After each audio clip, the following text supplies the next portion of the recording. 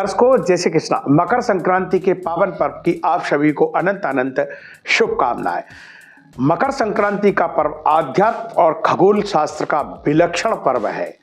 मार्कंडेय पुराण के अनुसार मकर संक्रांति के पर्व पर दान, पुण्य, यज्ञ, जप, तप, होम, हवन अनुष्ठान करने का अनंत गुना फल प्राप्त होता है और हमारे कई जन्मों के पापों का नाश हो जाता है।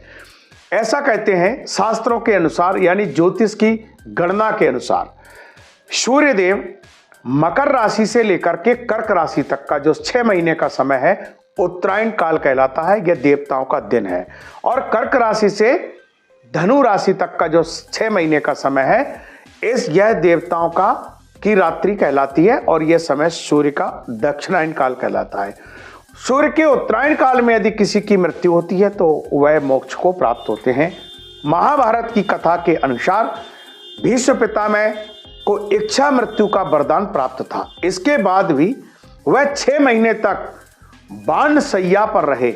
कारण यही था कि वह उत्तरायण सूर्य की प्रतीक्षा कर रहे थे। जैसे ही सूर्य उत्तरायण हुए उन्होंने अपनी देह त्यागी और मोक्ष को प्राप्त किया।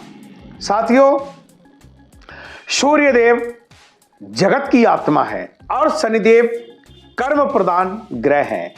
दोनों को ज्योतिष में पिता पुत्र की श्रेणी में रखा गया है। कई कारणों से दोनों को एक दूसरे का प्रबल शत्रु भी माना गया है। परंतु ऐसा कहते हैं मकर की संक्रांति में, यानी जब सूर्यदेव मकर राशि में प्रवेश करते हैं तो यह 1 महीने अपने पुत्र के घर पुत्र के साथ रहते हैं। यानी पिता और पुत्र के मिलन का यह एक विलक्षण संयोग होता है। इस समय जितने भी दान, पुण्य, जप, तप, होम, अनुष्ठान, तीर्थ स्नान, गंगा आदि नदियों में स्नान और तीर्थ दर्शन करते हैं उनका कई गुना हमें फल प्राप्त होता है।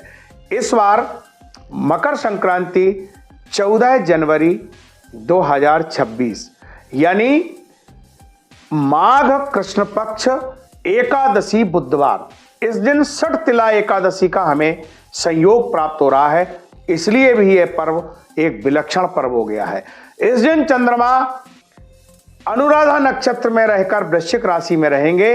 अनुराधा नक्षत्र का स्वामी शनिदेव है, इसलिए भी इसका महत्व और बढ़ गया है।